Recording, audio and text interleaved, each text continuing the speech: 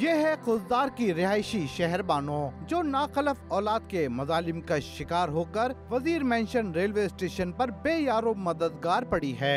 आइए मजलूम माँ की कहानी इसी की जबानी सुनते हैं। हमारा नाम शहरबानो है। 4 बच्चे हैं, 4 लड़के, दो लड़कियां हैं। बच्चे ने हमको घर से निकाल दिया। बच्चे कोई किसी का नहीं है, घर भी नहीं है, हमको कुछ भी नहीं है, घर बार कुछ भी नहीं है। खाना माना हम लोग कभी लेता है, कभी मिलता है। बच्चे अल्लाह का नाम से मोहल्ले वाला भी देता है, खाना देता है। ज़ईफुल उमर शहरबानो ने दर्दमंदाना अपील की है कि इसे सहारा देने या किसी शेल्टर होम में सर छुपाने के इक़दामात किए जाएं। कैमरामैन शफीक दिलशाद के साथ इमरान हफीज, डॉन न्यूज़ कराची।